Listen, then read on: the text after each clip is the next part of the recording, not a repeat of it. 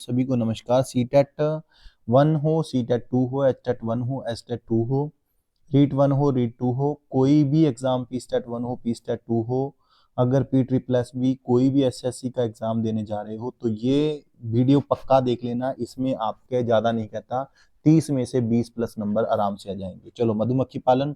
बिहार के मुजफ्फरपुर का बोचेहा गांव, इस इलाके में लीची के पेड़ बहुत अधिक पाए जाते हैं। कहां पर? बिहार के मुजफ्फरपुर का बोचेहा गांव। लीची के फूल मधुमक्खियों को बहुत लुभाते हैं, इसलिए इस क्षेत्र में लोग मधुमक्खी पालकर शहद बनाने का काम करते हैं। कहां पर? बिहार के मुजफ्फरपुर का बोचेहा गांव, वो चाहा गांव। ठीक है। मधुमक्खी पालन, मधुमक्खी पालन को एपीकल्चर कहते हैं। क्या कहते हैं? एपीकल्चर कहते हैं। अक्टूबर से दिसंबर मधुमक्खी के अंडे देने का समय होता है। मधुमक्खी पालन को क्या कहते हैं? एपीकल्चर। कहाँ पर? बोचाहा गांव है। कहाँ पर है? मुजफ्फरपुर, बिहार में है। क्या काम करते हैं? मधुमक्खी पालने का काम करते हैं। अक्टूबर से दिसंबर तक मधुमक्खी के अंडे देने का समय होता है, यानी कि 3 महीने। और यही मधुमक्खी पालन शुरू करने का भी सही समय होता है, क्योंकि जब सीजन होता है तो मधुमक्खी का शहद ऑटोमेटिकली ज्यादा बिकेगा। तो अक्टूबर से दिसंबर ज्यादा समय होता है और अंडे देना। लीची के फूल फरवरी में खिलते हैं। लीची के फूल कब खिलते हैं? फरवरी में खिलते हैं। मधुमक्खी के हर छत्ते में एक रानी होती है। क्या होती है? एक रानी होती है जो अंडे देती है। क्या देती है? अंडे देती है। कौन सी मक्खी कौन सी देती है? मधुमक्खी रानी अंडे देती है। छत्ते में कुछ नर मक्खी भी होती हैं। छत्ते में कुछ नर मक्खी भी होती हैं। छत्ते में बहुत सारे काम करने वाले मक्खियां भी होती हैं। यह दिन भर काम करती हैं, शहद के लिए फूलों का रस ढूंढती हैं। जब किसी मक्खी को रस मिल जाता है तो वह एक तरह का नाच करती हैं। उससे दूसरी मक्खियों को पता चल जाता है कि रस कहाँ पर है। ठीक है। जैसे हम इंसानों को पता लग जाता है, लेकिन इंसान कभी किसी को नहीं बताता, लेकिन ये तो इनका धंधा है, तो ये बताते हैं कि यहाँ पर शहद है तो आ जाओ। वह रस से शहद बनाती है। छत्ता बनाने का काम भी इन्हीं का होता है और बच्चों को पालने का भी। किनका? रानी मक्खी का। मधुमक्खी पालन में बक्से का प्रयोग किया जाता है। इस बक्से में चीनी का मीठा घोल डाला जाता है। नर मक्खी छत्ते के लिए कुछ काम काम नहीं करते, यानी कि जनानियां ही करती हैं, लेडीज ही काम करती हैं, बंदे काम नहीं करते। मधुमक्खी के डांक में फार्मी कमल होता है। क्या होता है? फार्मी कमल। अब इनमें से 3-4 क्वेश्चन मेन बन गए हैं कि मधुमक्खी का काम कहाँ? मुजफ्फरपुर बचाहा गांव में, बिहार में। एपीकल्चर बोलते हैं। और मधुमक्खी, कौन सी मधुमक्खी अंडे देती है? रानी। और मधुमक्खी के डांक में कौन सा अम्ल होता है? फार्मिक अम्ल होता है। ठीक है। चींटियां, चींटियां मिलजुल कर रहती हैं। चींटियों का काम बटा रहता है। रानी चींटी अंडे देती है। याद रखना, चींटियां मिलजुल कर रहती हैं। चींटियों का काम बटा रहता है। रानी चींटी अंडे देती है। कौन सी चींटी अंडे देती है? रानी चींटी। सिपाही चींटियां बिल का ध्यान रखती हैं। कौन सी चींटी? सिपाही चींटी बिल का ध्यान रखती हैं कि बिल में कौन आ रहा है, कौन जा रहा है, और किसी को आने नहीं देती। तो सिपाही अकेला, पुलिस वाले सिपाही नहीं, सिपाही चींटियों में भी होता है। काम करने वाली चींटियां भोजन ढूंढकर बिल तक लाती हैं। चींटियां चलते समय जमीन पर कुछ छोड़ती हैं, जिसे सूंघ कर पीछे आने वाली चींटियों को रास्ता मिल जाता है। दीमक और ततैया भी समूह में रहते हैं। दीमक और ततैया भी समूह में रहते हैं। रेशम का कीड़ा, रेशम का कीड़ा अपनी मादा को इसकी गंध से कई किलोमीटर दूरी से पहचान लेता है। रेशम का कीड़ा अपनी मादा को इसकी गंध से कई किलोमीटर तक पहचान लेता है। मच्छर, मच्छर हमारे शरीर की गंध, खासकर पैरों के तलवे की और हमारे शरीर की गर्मी से हमें ढूंढ लेते हैं। मच्छर पानी में अंडे देते हैं। मच्छर पानी में अंडे देते हैं। मच्छर जो होते हैं वो पानी में अंडे देते हैं, याद रखना। मच्छर हमारे शरीर की गंध, खासकर पैरों के तलवे और हमारे शरीर की गर्मी से हमें ढूंढ लेते हैं। डेंगू, मलेरिया, चिकनगुनिया, एडीज बीमारियां मच्छरों के द्वारा होती हैं। पिछले सीटेट में एक मैंने प्रश्न पढ़ा था कि उसमें ये आया था कि मच्छरों के द्वारा इनमें से कौन सी बीमारी फैलती है, तो अब पता लग गया।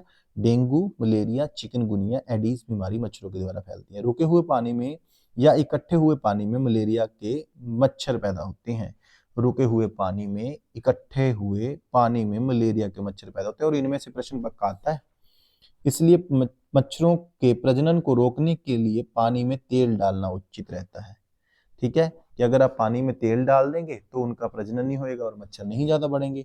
इससे पानी का पृष्ठ तनाव कम हो जाता है और ऑक्सीजन की आपूर्ति रुक जाती है, जिससे मच्छर का लार्वा मर जाता है। मच्छर का लार्वा अगर मर गया तो प्रजनन होएगा ही नहीं। आगे आगे कुत्ता, नहीं नहीं, कुत्तों की गलियों में अपनी जगह बटी हुई होती है। एक कुत्ता दूसरे कुत्ते के मलमूत्र की गंध से जान लेता है कि उसके इलाके में बाहर का कुत्ता आया है। ठीक है जी। चूहा, चूहों को देखने की क्षमता कम होती है लेकिन इनके सूंघने, छूने और टेस्ट करने की क्षमता बहुत अधिक होती है। ठीक है, चूहों की देखने की क्षमता कम होती है। अब इनमें से भी प्रश्न आता है कि किन की देखने की क्षमता कम होती है? चूहों की कम होती है। उल्लू अपनी गर्दन पीछे तक घुमा सकता है। उल्लू ही एक ऐसा पंछी है जो अपनी गर्दन जो है पीछे तक घुमा सकता है। अब आप कृपया ट्राई मत कीजिए।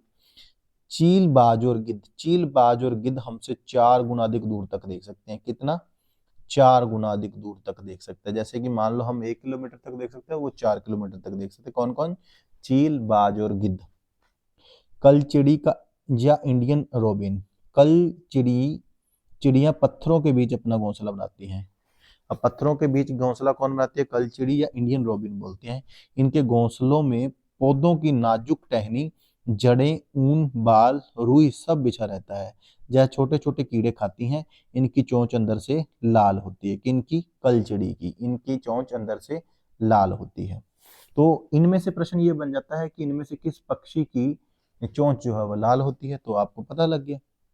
छोटे छोटे कीड़े कौन खाती है? कलचिड़ी के बारे में सत्य बातें क्या है, ये आ जाता है प्रश्न। तो छोटे छोटे कीड़े खाती हैं, इनकी चोंच अंदर से लाल होती है।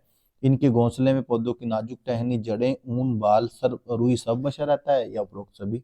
आपको पता होगा, अगर आपने पढ़ा होगा तो पता होगा। तो ये इन सभी चीजों का निचोड़ है। वीडियो स्किप मत करना, अंत तक देख लेना, नंबर आपके पक्का आ जाएंगे। कौवा, कौवे के घोंसले में लोहे का तार और लकड़ी की टहनियां जैसी चीजें भी होती हैं। कौवा पेड़ की ऊंची डाल पर घोंसला बनाता है। तो कौवा कहाँ पर घोंसला बनाता है? पेड़ की ऊंची डाल पर घोंसला बनाता है। ठीक है, कोयल अपना घोंसला नहीं बनाती। तो घोंसले से रिलेटेड प्रश्न आता है, इनमें से कौन सा पक्षी अपना घोंसला नहीं बनाता? कोयल अपना घोंसला नहीं बनाती है, वह कौवे के घोंसले में अंडे देती है। ठीक है जी। कौवा अपने अंडों के साथ साथ कोयल के अंडों को भी सेता है। फाख्ता, फाख्ता कैक्टस कांटों के बीच या मेहंदी की मेड़ में अपना घोंसला बनाती है। याद रखना, फाख्ता कहाँ पर घोंसला बनाती है? कैक्टस कांटों के बीच या मेहंदी की मेड़ में अपना घोंसला बनाती है। गोरैया, गोरैया अलमारी के ऊपर, आईने के पीछे अपना घोंसला बनाती है। गोरैया अलमारी के ऊपर, किसी भी अलमारी के ऊपर और आईने के पीछे अपना घोंसला बनाती है गोरैया।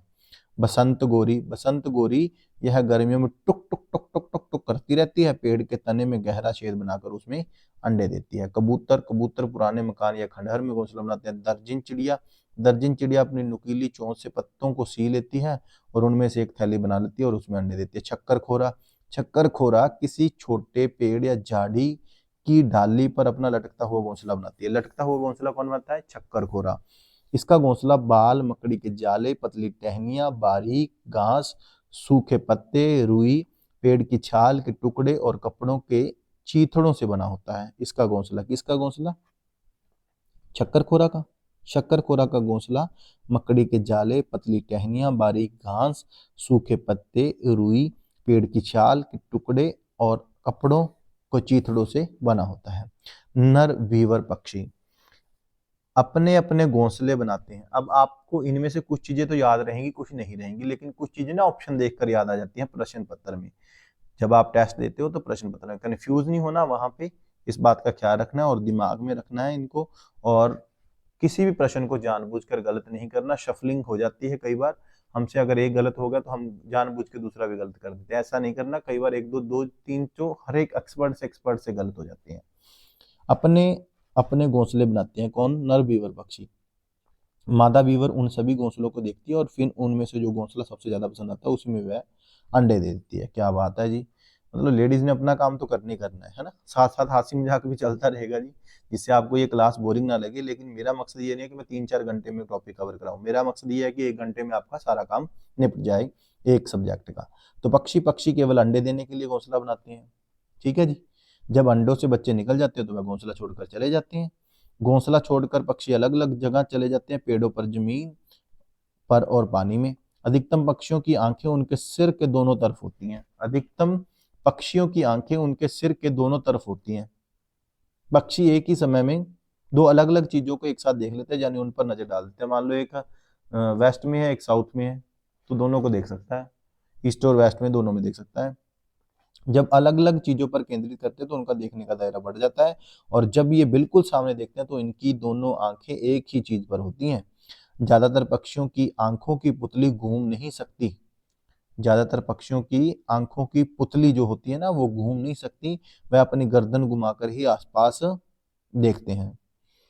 पक्षियों के पंख उन्हें उड़ने में मदद करते हैं और उन्हें गर्माहट भी देते हैं। इस टाइम नींद भी आ जाती है, लेकिन इस टाइम वीडियो ही बनाता हूं मैं, क्योंकि कारण यही होता है सुबह 6 बजे उठते हैं और रात को डेली 12 से प्लस सोते हैं, ठीक है। और 2-3 दिन से, तो पहले मैरिज से, इससे पहले हफ्ता मैरिज में थे, तो नींद भी आ जाती है। लेकिन आपके लिए अगर वीडियो बनानी है, जिन्होंने कमेंट किए थे जो हमसे प्यार करते हैं, उनके लिए हमने वीडियो बनानी ही बनानी है। पक्षियों के पंख उनके उड़ने में मदद करते हैं और उन्हें गर्माहट भी देते हैं। याद रखना, उड़ने में मदद तो करते ही करते हैं, लेकिन उन्हें गर्माहट भी देते हैं। उनके नए पंख आते रहते हैं और पुराने जड़ते रहते हैं। कुछ पक्षी अलग अलग खतरों के लिए अलग अलग आवाजें निकालते हैं। पक्षियों के कान दिखते नहीं हैं, लेकिन इनके सिर के दोनों तरफ छोटे छोटे छेद होते हैं जो पंखों से ढके होते हैं। पक्षी इन्हीं की मदद से सुनता है। हाथी हाथी को पानी और कीचड़ में खेलना बहुत पसंद है, इससे उसको शरीर को ठंडक मिलती है। हाथी के कान पंखे जैसे होते हैं, गर्मी लगने पर हाथी अपने कान हिलाकर हवा कर सकता है। 3 महीने का हाथी 200 किलोग्राम का वजन का होता है, 2 क्विंटल का होता है 3 महीने का हाथी। और एक बड़ा हाथी दिन में 100 किलोग्राम से ज्यादा पत्ते और झाड़ियां खा जाता है। क्या बात है, मतलब 1 क्विंटल तो डेली का खाना हो गया उसका। हाथी बहुत कम आराम करता है, एक दिन में केवल 2 से 4 घंटे सोता है। क्या बात है जी, जिस हिसाब से उसका शरीर है उसको तो सारा दिन सोते रहना चाहिए, लेकिन वो आलसी नहीं है। हाथी परेशानी आने पर एक दूसरे की मदद करते हैं, इंसानों से ज्यादा है। हाथी का झुंड झुंड में केवल हथनियां और बच्चे ही रहते हैं। झुंड की सबसे बुजुर्ग महिला हथनी ही पूरे झुंड की नेता होती है। क्या बात है, लेडीज फर्स्ट। इस झुंड में 10 से 12 हथनी और बाकी बच्चे होते हैं। क्या बात है जी, ठीक है। 14 से 15 साल तक हाथी इस झुंड में रहते हैं, फिर वह झुंड छोड़कर चला जाता है। स्लॉथ स्लॉथ दिखने में बालू की तरह होते हैं, पर ये बालू से अलग होते हैं। ये करीब दिन में करीब 17 घंटे पेड़ों से उल्ट लटक कर आराम करते सोते हैं। आपने देखा होगा भालू की तरह ही होते हैं, लेकिन वो उल्टे लटके रहते हैं। कई बार आपने डिस्कवरी वगैरह पे देखा होगा, ये सप्ताह में एक ही बार शौच के लिए पेड़ से नीचे उतरते हैं। हफ्ते च इक्को बारी जी मलमूत्र कर देने ही। जिस पेड़ में रहते हैं उसी के पत्ते खाकर अपना पेट भरते हैं। 40 वर्ष के अपने जीवन में ये सिर्फ 8 पेड़ों पर घूमते हैं। क्या बात है जी, हर एक से 5-5 दा हो गया, ठीक है जी। 8-5-40। बाघ बाघ अंधेरे में हमसे 6 गुना बेहतर देख सकता है। बाघ की मूछें हवा में हुए कंपन को भांप लेती है, जिससे उसे शिकार की सही स्थिति का पता लग जाता है और इससे वह अंधेरे में भी रास्ते ढूंढ लेता है। बाघ अपने इलाके में मूत्र करके अपनी गंध छोड़ता है, दूसरा बाघ इस गंध को तुरंत पहचान लेता है। बाघ मौके के अनुसार अपनी आवाज बदलता रहता है। बाघ का गुर्राना 3 किलोमीटर दूर तक सुना जा सकता है। बाघ के दोनों कान बाहर की आवाज इकट्ठा करने के लिए अलग अलग दिशाओं में बहुत ज्यादा घूम भी जाते हैं। बाघ हवा से पत्तों के हिलने और शिकार की झाड़ियों में हिलने से हुई आवाज के तुरंत भांप लेते हैं। नवोदित सांप।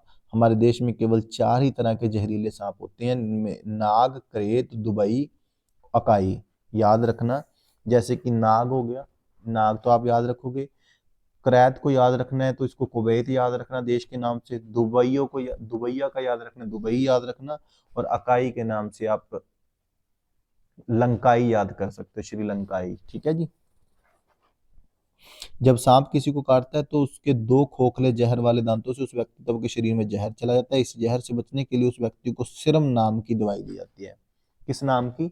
सिरम नाम की दवाई। जो सिरम हम आजकल वैसे ही लड़के या लड़कियां यूज करते हैं सिरम सिर पे लगाने के लिए, या फेस सिरम होती है, तो याद रखना सिरम दवाई है जो सांप की जहर से ही बनाई जाती है। सांप के दांत नुकीले होते हैं, लेकिन वह अपने शरीर को चबाकर नहीं खाता बल्कि पूरा निगल जाता है शिकार को। सांप के बाहरी कान नहीं होते, वह जमीन पर हुए कंपन से सुन पाता है। सपेरों को कालबेलिया भी कहते हैं। जो सपेरे सांप पकड़ते हैं ना उनको कालबेलियो भी कहते हैं। कालबेलिया नाच में सांप जैसी मुद्राएं होती है। लंगूर। जंगल में ऊंचे पेड़ पर बैठा लंगूर अपनी पास आती मुसीबत को देखकर एक खास आवाज निकालकर साथियों को संदेश देता है कि उन्हें चौकन्ना रहना है। क्या बात है जी। मगरमच्छ के छोटे छेद जैसे कान होते हैं, लेकिन आसानी से दिखाई नहीं देते हैं। छिपकली के भी छोटे छेद जैसे कान होते हैं। मछलियां खतरों की चेतावनी एक दूसरे को बिजली तरंगों से देती हैं। कौन बिजली तरंगों से देती है? मछली। डॉल्फिन भी अलग अलग तरह की आवाज निकालते हैं और एक दूसरे से बात करते हैं। गिलहरी के दांत हमेशा बढ़ते रहते हैं। गिलहरी के दांत हमेशा और गिलहरी वाला प्रश्न लगभग आता है। गिलहरी के दांत हमेशा बढ़ते रहते हैं, दांतों से काटने और कुतरने के कारण इनके दांत घिस जाते हैं। बिल्ली के दांत नुकीले होते हैं जो मांस को फाड़ने और काटने के काम आते हैं। गाय के आगे के दांत पत्तों को काटने के लिए होते हैं। गाय के जो आगे के दांत है वो पत्तों को काटने के लिए होते हैं, और पीछे के दांत चपटे और बड़े होते हैं जो घास चबाने के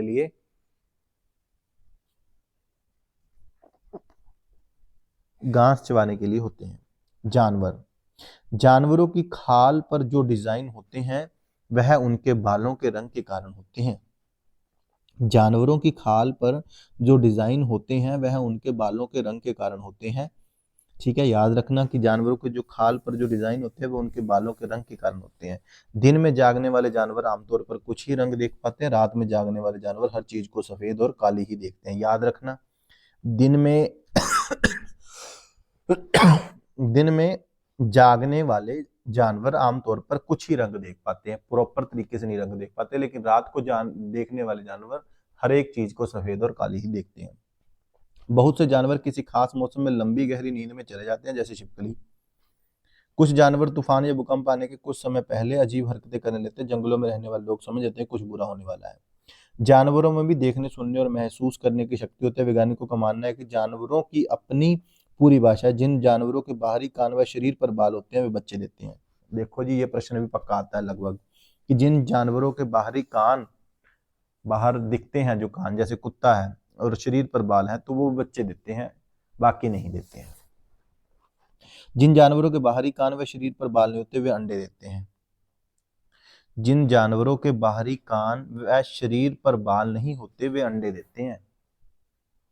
जानवरों की बात कर रहे हैं हम, इसमें पशु भी आ गए और पक्षी भी आ गए। जा सिर्फ पक्षियों की बात चली, पशुओं की बात चली, सिर्फ पशुओं की बात है। ठीक है, तो स्तनधारियों, याद रखना कि जिनके कान बाहर और शरीर पर बाल होते हैं वो बच्चे देते हैं, बाकी जिनके नहीं, बस बाकी का आप अंडे देते हैं। स्तनधारियों की विशेषताओं में इनके भीतर पर बाल का पाया जाना और कान के मध्य भाग में 3 अस्थियों मेलियन, इनकस व स्टेपस का पाया जाना प्रमुख है।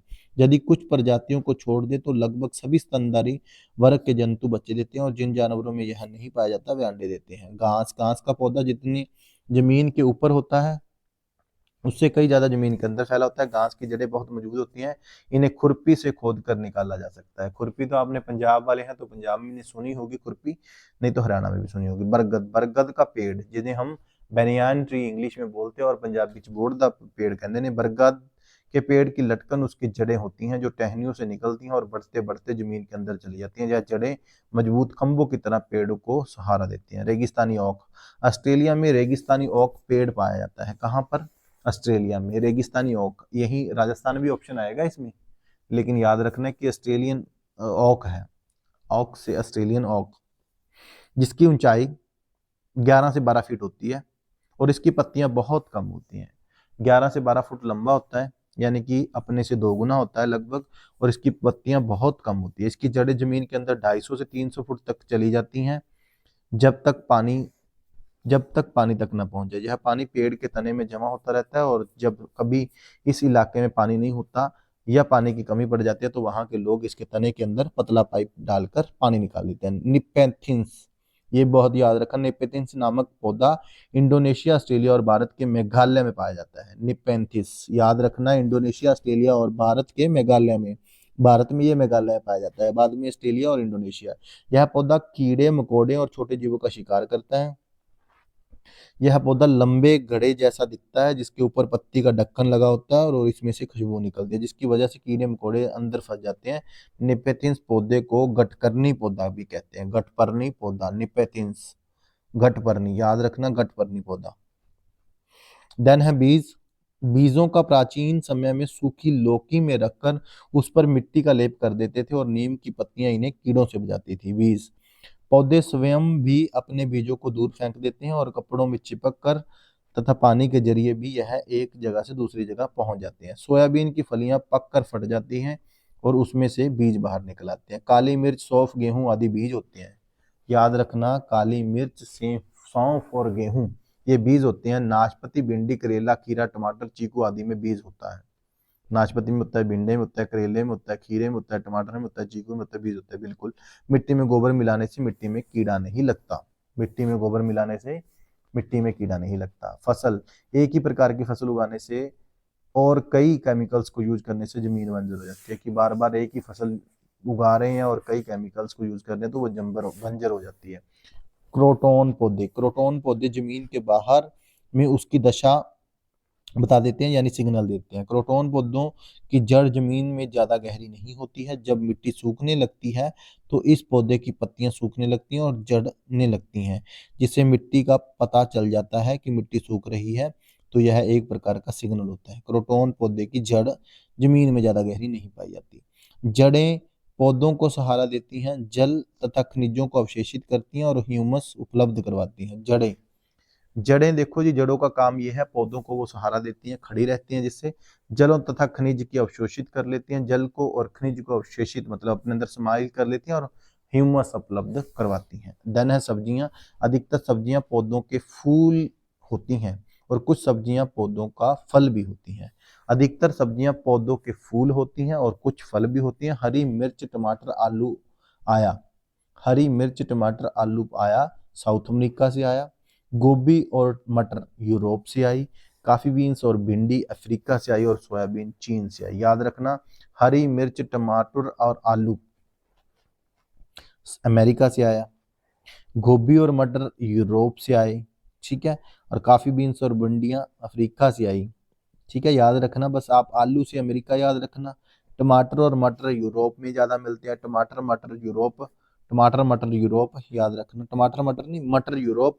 काफी बीन्स और भिंडी अफ्रीका और सोयाबीन चीन से आई।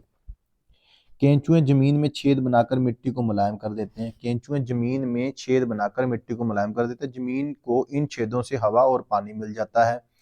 और केंचुए मृत पत्तियों और पौधों को खाते हैं। इनके मल से जमीन उपजाऊ बनती है। ठीक है जी, अगर इनका मल अगर वो खा लें तो इससे वो उपजाऊ बन जाती है मिट्टी। केंचुओं को किसानों का मित्र भी कहा जाता है। ठीक है जी। झूम खेती, एक फसल को काटने के बाद उस जमीन के कुछ साल के लिए ऐसे ही छोड़ दिया जाता है। वहां जो बांस या घास फूस उग जाती है उसे उखाड़ते नहीं है, उसे जला देते हैं। जो राख बनती है वह जमीन को उपजाऊ बनाती है। जब जमीन खेती के लिए तैयार हो जाती है तो इसकी हल्की फुल्की खुदाई करके इसमें हल का प्रयोग नहीं करते। स्थानांतर खेती या झूम खेती उत्तर पूर्वी पर्वतीय तथा आदिवासी क्षेत्रों में की जाती है। इसे जनजातीय कृषि भी कहते हैं। झूम खेती मिजोरम में होती है। कहाँ पे होती है जी?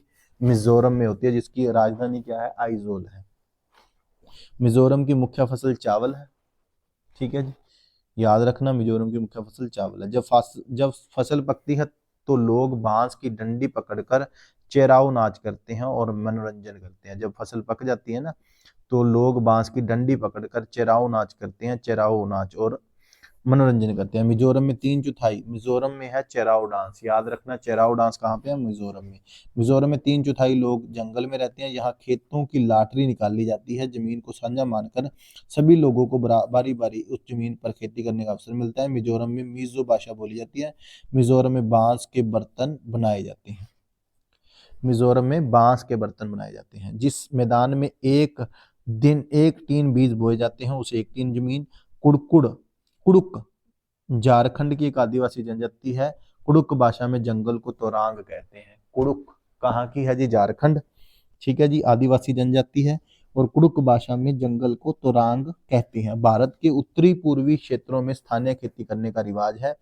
भेल भेल भनिका गांव कर्नाटक में है। भेल भनिका कर्नाटक में, भेनिका कर्नाटक में, भेनिका का कर्नाटक में। जुलाई के महीने में प्याज उगाने का काम शुरू हो जाता है। 7वें महीने में प्याज स्टार्ट हो गया। खूंटी की मदद से खेत की मिट्टी को नरम किया जाता है। ठीक है, समय पर प्याज ना काटी जाए तो वह जमीन के अंदर ही सड़ जाएगी। समय पर अगर प्याज ना काटी जाए तो वह जमीन के अंदर ही सड़ जाती है। उसका एक समय होता है। खरपतवार, कुछ पौधे बिना बोए खेतों में अपने आप उग जाते हैं जिन्हें खरपतवार कहते हैं। इन्हें निकालना जरूरी होता है, नहीं तो ये सारा खाद और पानी ये ही ले लेंगे और फसल कम होगी। होल गुडी गांव कर्नाटक में है। बेलबनी का भी कर्नाटक में है और होल गुंडी भी कर्नाटक में। बच्चों की पंचायत बीमा संघ होल गुडी गांव में है। कर्नाटक की भाषा कौन सी है? कन्नड़ है। ठीक है जी, बच्चों की पंचायत बीमा संघ होलगुड़ी गांव में है, होलगुड़ी गांव कर्नाटक में, और बेलवनी का भी कर्नाटक में है। कर्नाटक की भाषा कन्नड़ है। ऊंधिया, ऊंधिया एक प्रकार की सब्जी होती है जो कोयले के बीच में बर्तन को उल्टा रखकर पकाई जाती है। गुजरात में ऊंधिया का मतलब होता है उल्टा ढका हुआ। ऊंधिया, उल्टा ढका हुआ, ऊंधिया उल्टा ढका हुआ। ऊंधिया को बाजार की रोटी और मक्खन, दही या मट्ठे के साथ खाया जाता है। गांधीधाम स्टेशन गुजरात में है। गुजरात के प्रमुख खाद्य हैं ढोकला, चटनी, नींबू वाले चावल। क्या बात है, नींबू वाले चावल और चटनी तथा मिठाइयां हैं। बनगाम गुजरात में है। गांधीधाम स्टेशन गुजरात में है। वनगाम गुजरात में। गांधीधाम अहमदाबाद में। वलसाड़ गुजरात में है। दांडी यात्रा, सन 1930 में अंग्रेजों ने भारत के आम लोगों को नमक बनाने पर पाबंदी लगा दी थी, जिस कारण गांधी जी ने दांडी यात्रा शुरू की। किस कारण? क्योंकि अंग्रेजों ने भारत के आम लोगों को नमक बनाने की पाबंदी लगा दी। गांधी जी ने लोगों के साथ मिलकर अहमदाबाद से दांडी यात्रा शुरू की, गुजरात के समुद्र तट पर एक लंबी यात्रा, और इसे कानून को तोड़ा। ग्रेगर मेंडल, ग्रेगर मेंडल का जन्म एक गरीब किसान परिवार में 1882 में हुआ था। ठीक है, इन्हें 7 साल तक मटर के पौधों पर रिसर्च किया। ये जिस मठ में रहते उसके बगीचे के पौधों पर अध्ययन करना शुरू कर दिया। इन्होंने मटर के पौधों पर 28,000 प्रयोग किए। कितने प्रयोग जी? 28,000। तो मतलब उन पागल बनना पड़ता है जब कोई भी ऐसी खोज करनी हो। मटर के पौधों में कुछ गुण होते हैं जो जोड़ियों में आते हैं, जैसे बीज या तो मुलायम होगा या खुरदरा, और इनमें से निकली अगली पीढ़ी के बीजों में भी बीज या तो मुलायम होंगे या फिर खुरदरे बीज का रास्ता होगा। जंगल, जंगल अधिकार कानून 2007, जो लोग 25 सालों से जंगलों में एक जगह रह रहे हैं तो उन्हें यह कानून अधिकार देता है कि वह इस जगह को जो चाहे वो उगा सकता है, उन्हें हटाया नहीं जाएगा। जंगल अधिकार नियम के तहत 2007 है। ठीक है जी, याद रखना, ये कई बार इंग्लिश में भी आ जाता है, तो जंगल को फॉरेस्ट बोलते हैं, ये चीज याद रखना। जंगल का संरक्षण वहां की ग्राम सभा करती है। खानों की खुदाई और बांधों का निर्माण करने से जंगल खत्म होते जा रहे हैं। खानों की खुदाई और बांधों का निर्माण, डैम बनते जा रहे हैं और खानों की खुदाई हो रही है, जिसके कारण जंगल खत्म होते जा रहे हैं।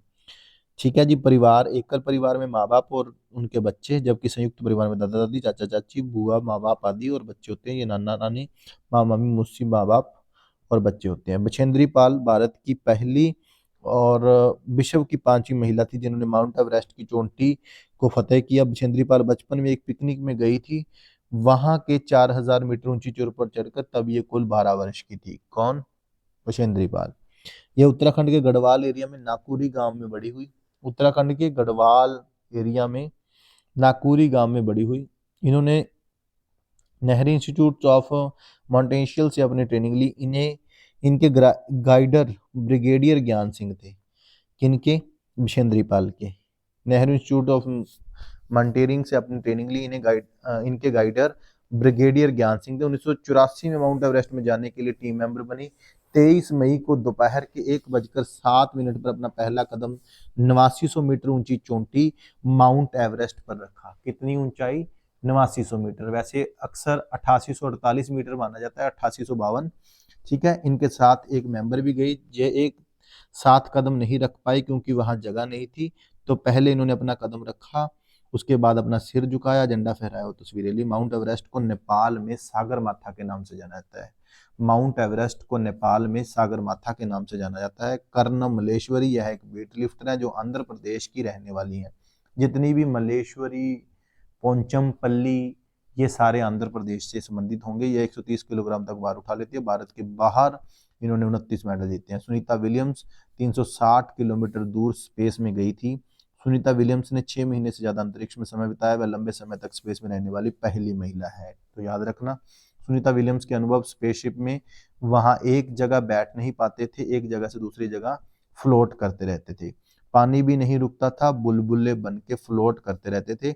चेहरा या हाथ धोने के लिए बबल पकड़ना पड़ता था, उन्हें कागज गीला करना पड़ता था। वह कंघी करने की आवश्यकता नहीं थी क्योंकि बाल हमेशा खड़े रहते थे। वह टहल नहीं सकते थे, फ्लोट करने की आदत हो गई थी, एक जगह पर रुकने के लिए खुद को बांधना पड़ता। नील आर्मस्ट्रांग चांद पर उतरने वाले प्रथम व्यक्ति थे। वह चांद पर 1969 में गए थे, और इसके साथ जो गए थे उनका नाम बताइए आप कमेंट बॉक्स में। जी बिल्कुल, भारत अर्जेंटीना के विपरीत देशांतर पर है, इसलिए भारत के लोग अर्जेंटीना के लोगों के सापेक्ष उल्टे हैं। भारत अर्जेंटीना के विपरीत देशांतर पर है, इसलिए भारत के लोग अर्जेंटीना के लोगों के सापेक्ष उल्टे हैं। केरल में टैपिओका जमीन के नीचे उगाया जाता है। यह एक प्रकार का फल है जिसे केरल के लोग उबाल कर खाते हैं। यहाँ बल्लम की लकड़ी से छोटी नाव बनाई जाती है। केरल में मलयालम भाषा बोली जाती है और कर्नाटक में कन्नड़। ठीक है जी। मलयालम में माँ को, बड़ी बहन को बलियम्मा और नानी को अमुम्मा कहते हैं। चाचा को चटपन और चाची को कुंजुम्मा कहते हैं और पिता को अप्पा बोलते हैं। अप्पा अप्पा तो हम सौखा ही है, अप्पा तो पढ़ ही लेंगे। और बड़ी बहन को बलियम्मा भी सही है। नानी को अमुम्मा, अम्मा अम्मा बोलते हैं ना, हम अमुम्मा बोल लेंगे उसको। और चाचा को चिटपन, चिटपन चिटपन, चाचा चिटपन, चाचा चिटपन है। चाची कंजूमा है, चाची कंजूस है। और चाचा चिटकोरा है, याद रखना। केरल में एक जगह से दूसरी जगह जाने के लिए फेरी नाव का प्रयोग किया जाता है। केरल को मसालों का बगीचा भी कहते हैं। कथकली नृत्य केरल में होता है। यहाँ केले के फूल से सब्जी बनाई जाती है। केले के फूल से सब्जी बनाई जाती है केरल में। केरल में नारियल के पेड़ अधिक होते हैं। केरल के निकटवर्ती राज्य तमिलनाडु और कर्नाटक है। इसकी राजधानी तिरुवनंतपुरम है। किसकी? केरल की। गुजरात से केरल तक की यात्रा के बीच में महाराष्ट्र और कर्नाटक राज्य पड़ते हैं। गुजरात से केरल तक की यात्रा में महाराष्ट्र और कर्नाटक राज्य पड़ते हैं। कोझिकोड केरल में है। मल्लापुरम जिला केरल में है। गोवा से केरल तक के रेल के रास्ते में 92 सुरंग और 2000 पुल पड़ते हैं। तमिलनाडु भारत के दक्षिण में स्थित है। इसके पड़ोसी राज्य केरल, कर्नाटक और तेलंगाना है। असम, असम में घर जमीन से 10-12 फीट ऊपर होते हैं। यह पिछले प्रश्न पत्र में भी आया था। ऊंचाई में बनाने की वजह भारी बारिश होती है। यह बांस से बनाए जाते हैं और अंदर भी लकड़ियों का प्रयोग होता है।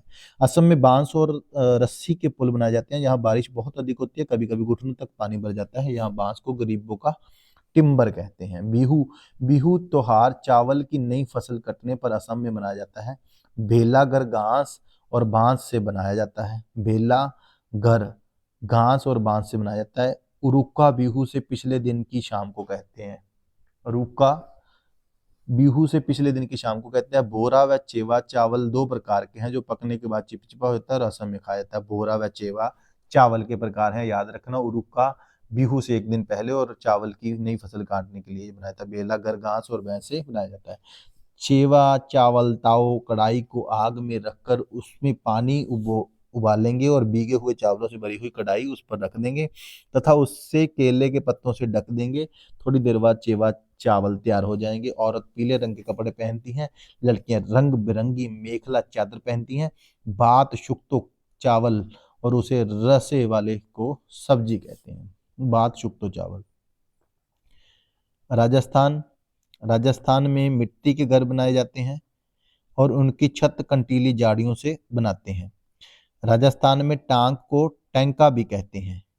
राजस्थान में मिट्टी के घर बनाए जाते हैं, ठीक है, और इनकी छत कंटीली झाड़ियों से बनाते हैं। राजस्थान में टैंक को टैंका भी कहते हैं।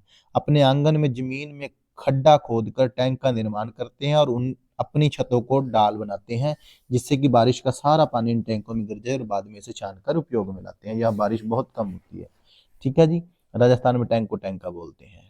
टैकला गांव 1600 मीटर ऊंचा है जो राजस्थान के झालर पतन या जलबार में है। टैकला गांव 1600 मीटर ऊंचा है जी, यानी कि 1.6 किलोमीटर ऊंचा है। राजस्थान के जोधपुर में खेजड़ी गांव के लोग पेड़ों को काटने के बचाने के लिए 300 साल पहले पेड़ों से चिपक कर खड़े हो गए थे। कहाँ? खेजड़ी, जोधपुर में खेजड़ी गांव है। इसको कई जगह खेजड़ी बोलते हैं, इसको खेजड़ली भी बोलते हैं। आज 300 साल के बाद भी यहाँ के लोगों जो बिश्नोई कहलाते हैं, आज 300 साल के बाद भी यहाँ के लोग जो बिश्नोई कहलाते हैं पेड़ों और जानवरों के प्रति संवेदनशील हैं और उनकी रक्षा करते हैं। जहाँ शिकार करना और पेड़ों को काटना वर्जित है। रेगिस्तान में होते हुए भी यह गांव हरा भरा है जहाँ जानवर बिना किसी डर के इधर उधर घूमते रहते हैं। खेजडली गांव में खेजड़ी पेड़ उगाए जाते हैं। यह पेड़ रेगिस्तानी इलाकों में बहुत पाया जाता है। इससे ज्यादा पानी की जरूरत नहीं होती है। तो प्रश्न इसमें से ये बनता है कि खेजड़ी वृक्ष के बारे में विशेषताएं बताओ। ठीक है। इसकी शाल दवा बनाने के काम आती है। इसे पानी की जरूरत नहीं होती। इसकी लकड़ी को कभी कीड़ा नहीं लगता खेजड़ी की। इसकी फलियों से सब्जी बनती है और पत्तियों को वहां रहने के लिए जानवर खाते हैं। बिहार, बिहार में मधुबनी नामक जिला है। यहाँ त्योहार और खुशी के मौके पर घर की दीवारों और आंगन में कई तरह के चित्र बनाए जाते हैं। यह चित्र पिसे हुए चावल के गोल के रंग में मिलकर बने हुए होते हैं। इन रंगों को बनाने के लिए नील, हल्दी, फूल, पेड़ों के रंग आदि का इस्तेमाल किया जाता है। चित्रों में इंसान, जानवर, पेड़, फूल, पंछी, मछलियां आदि जीव जंतु के साथ बनाए जाते हैं। मधुबनी चित्रकला बहुत पुरानी है। तो मधुबनी एक चित्रकला है जो बिहार में है। इसका नाम इस जिले के नाम पर ही पड़ा है, मनाली। मनाली में बारिश बहुत होती है, बर्फ भी पड़ती है। यहाँ पर घर पत्थर और लकड़ी के बने थे। जहाँ पर बारिश ज्यादा होती है तो आप इस बात का ख्याल रखें, वहां लकड़ी के घर या पत्थर के होंगे। उत्तर प्रदेश का कन्नौज जिला इत्र के लिए मशहूर है। यहाँ के फूलों से इत्र, गुलाब जल, केवड़ा तैयार किया जाता है। उत्तर प्रदेश में कचनार के फूलों की सब्जी बहुत बनाई जाती है। कहाँ पर? उत्तर प्रदेश में। किसके फूलों की? कचनार के फूलों। कत्थक उत्तर प्रदेश का नृत्य है। कत्थक उत्तर प्रदेश का नृत्य है। आबू धाबी, यह देश रेगिस्तान इलाके में, यहाँ की स्थानीय भाषा अरबी है। यहाँ पानी बहुत कीमती है क्योंकि यहाँ ना तो वर्षा होती है, ना ही नदियां, ना तालाब, झील और तालाब है। यहाँ रेतली जमीन के नीचे तेल होता है। रेतली जमीन के नीचे तेल है। यहाँ खजूर के पेड़ अधिक मात्रा में दिखाई देते हैं क्योंकि यह पेड़ रेगिस्तान इलाके में पाए जाते हैं। अबू धाबी की करेंसी दिरहम है। अबू धाबी में रेत के पहाड़ या रेत के टीले पाए जाते हैं। देन है लद्दाख। ये भी लद्दाख के बारे में प्रश्न आता है। लद्दाख पहुंचने के लिए जम्मू कश्मीर पार करना पड़ता है। लद्दाख को ठंडा रेगिस्तान या कोल्ड डेजर्ट भी बोलते हैं क्योंकि डेजर्ट का हिंदी फॉर्म रेगिस्तान है। लद्दाख में घर पत्थर के होते हैं जिनकी छत और फर्श लकड़ी की होती है। ठीक है जी। यहाँ कम बारिश होती है। यहाँ पेड़ पौधे नहीं पाए जाते। यहाँ 1 से 2 फ्लोर की बिल्डिंग होती है। घर पत्थरों का होता है। दीवार मिट्टी की और उस पर चुनने की मोटी परत चढ़ी होती है। लकड़ियों की सीढ़ी का प्रयोग होता है। मोटे पेड़ का तना छत को मजबूत बनाने में करता है। ग्राउंड फ्लोर में जानवरों को रखा जाता है। जब ज्यादा सर्दी पड़ती है तो खुद भी ग्राउंड फ्लोर में रहने जाते हैं। ग्राउंड फ्लोर में विंडो नहीं होती है। गर्मी के मौसम में यह लोग फल सुखा लेते हैं और सर्दियों में इनका इस्तेमाल करते हैं। लद्दाख क्षेत्र भारत का सबसे ठंडा रेगिस्तान है। याद रखना, सबसे ठंडा रेगिस्तान है। भारत में ठंडे रेगिस्तान मानसून से प्रभावित नहीं होते हैं क्योंकि यह अधिक ऊंचाई पर होते हैं और हिमालय की वृष्ट छाया में पड़ते हैं। लाल मिर्च, नारंगी कद्दू और सुनहरे पीले भुट्टे यहाँ मिलते हैं। लाल मिर्च मिलती है लद्दाख, लाल लद्दाख याद रखना। नारंगी कद्दू और सुनहरे पीले भुट्टे यहाँ मिलते हैं। श्रीनगर से लद्दाख जाते हुए कारगिल रास्ते में पड़ता है। यह संकरी रास्ते होता है। पहाड़ी इलाकों में नायलॉन का टेंट इस्तेमाल किया जाता है। लद्दाख में जुले जुले का मतलब वेलकम होता है। चुले चुले, चुले चुले, वेलकम। सिक्ट पोपुल लद्दाख का एक गांव है। सिक्ट पोपुल एक लद्दाख का गांव है। Now the Changthang. चांगथांग पश्चिमी और उत्तरी तिब्बत में एक ऊंचा पठार है। यह 5000 मीटर ऊंचाई पर स्थित है जो कुछ हद तक भारत के लद्दाख क्षेत्र में दक्षिण पूर्व में फैला हुआ है। यहाँ एक भी पेट्रोल पंप नहीं है। किसमें? चांगथांग में एक भी पेट्रोल पंप नहीं है। ठीक है। तिब्बत में एक ऊंचा पठार है। लद्दाख क्षेत्र से दक्षिण पूर्व में फैला हुआ है। यहाँ चंगप्पा नाम की प्रजाति है। कहाँ? चांगथांग। चांगथांग है तो चंगप्पा याद रखना।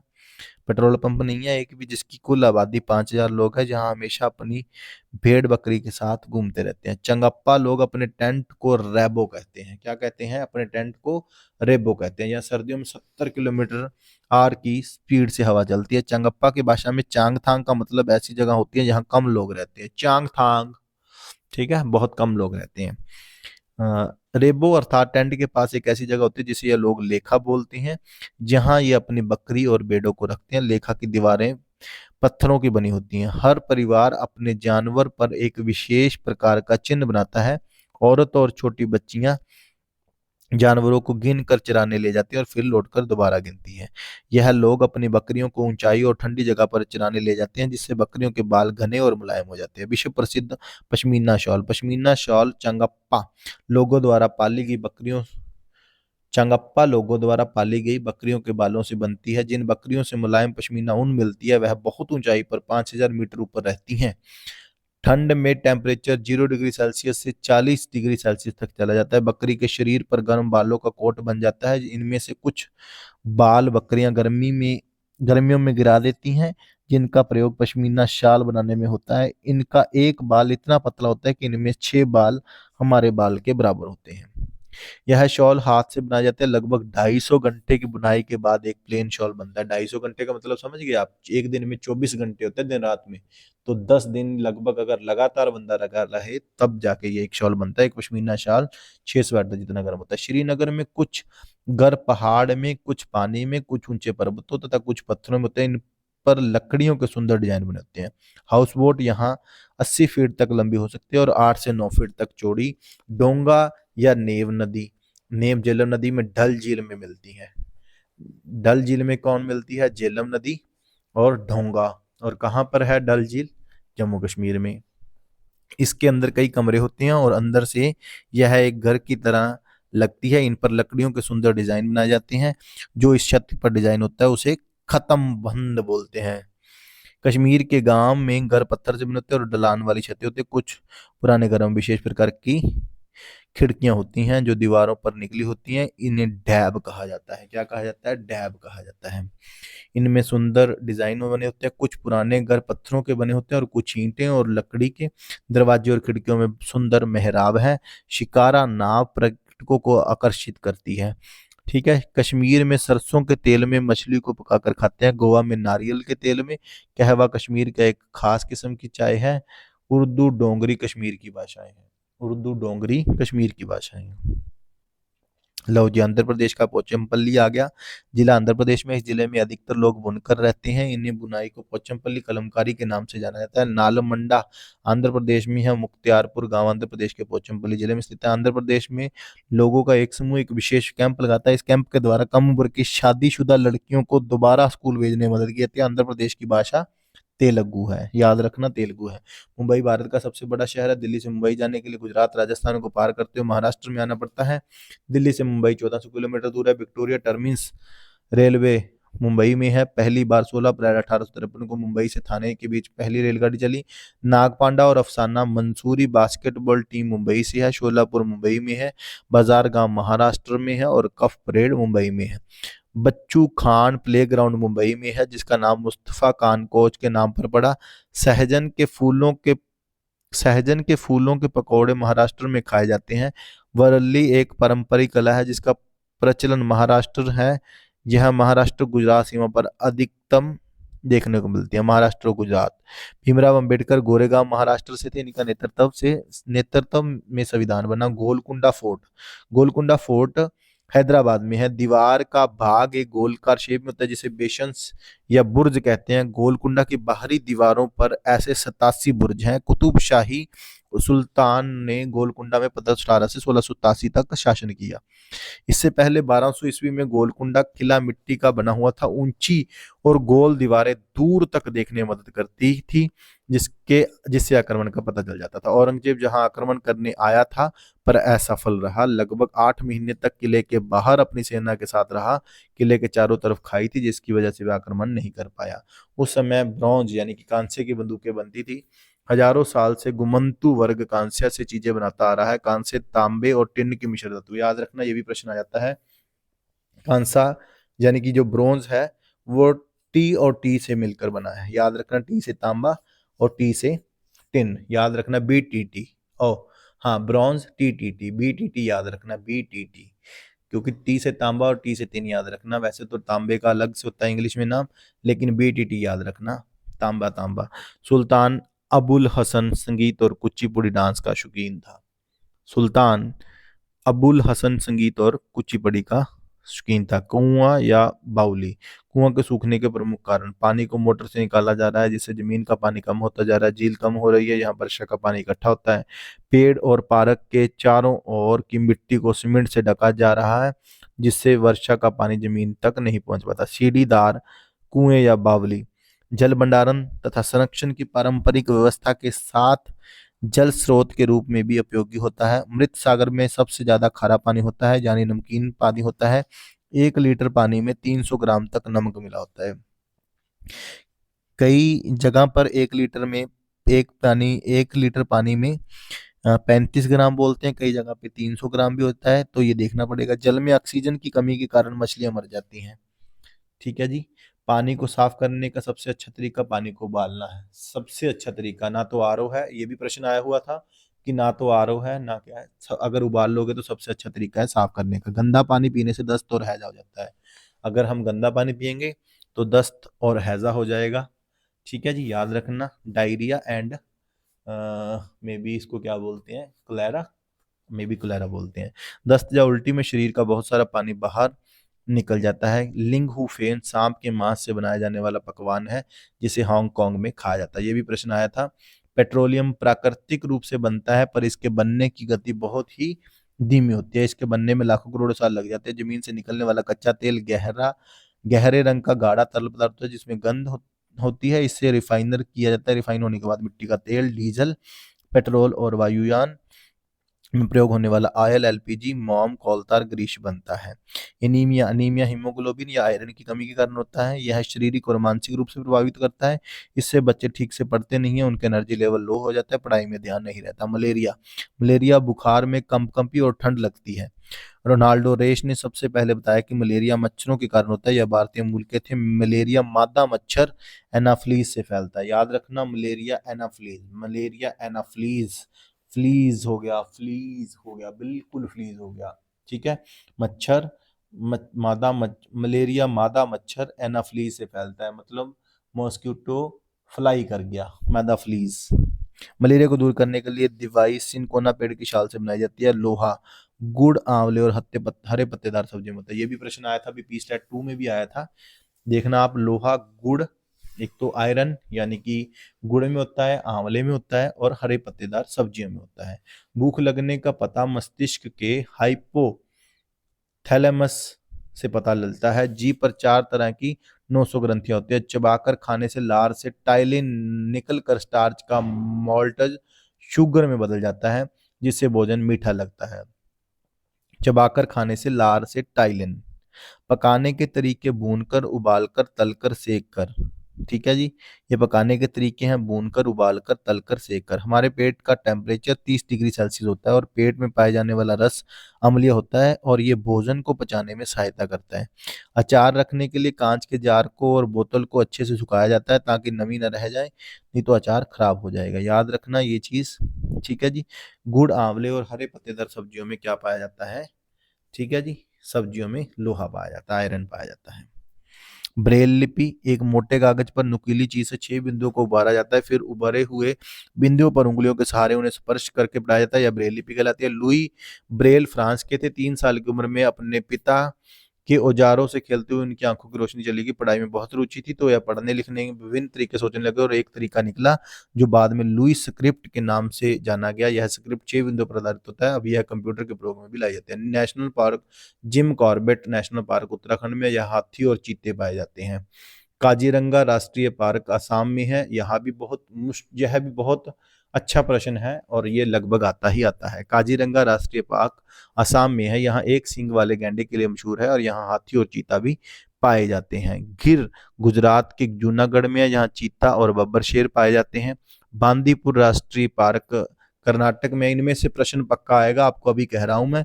बांदीपुर राष्ट्रीय पार्क कर्नाटक में है। यहाँ हाथी और चीते पाए जाते हैं। इसमें से यही प्रश्न पूछा जाता है कि काजीरंगा कहाँ है, किस चीज के लिए मशहूर है, एक सींग वाले गांडे के लिए, और कौन कौन से इनमें से कौन सा जानवर असम के काजीरंगा में नहीं पाया जाता है, ऐसा प्रश्न बन जाता है। गिर राष्ट्रीय उद्यान कहाँ है? गुजरात के जूनागढ़ में। यह किस लिए मशहूर है? ये आ जाता है। बांदीपुर कहाँ है, किस लिए मशहूर है?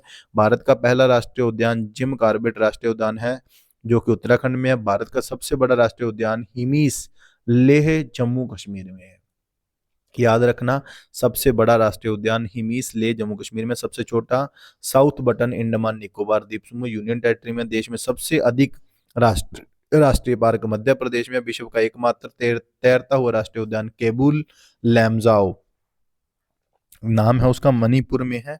देश का सबसे बड़ा बाघ अभयारण्य, याद रखना, नागार्जुन सागर आंध्र प्रदेश में है। बाघ अभयारण्य नागार्जुन सागर आंध्र प्रदेश में है। तो इससे भी 2-3 प्रश्न बन जाते हैं कि नागार्जुन सागर कहाँ पे, आंध्र प्रदेश में है।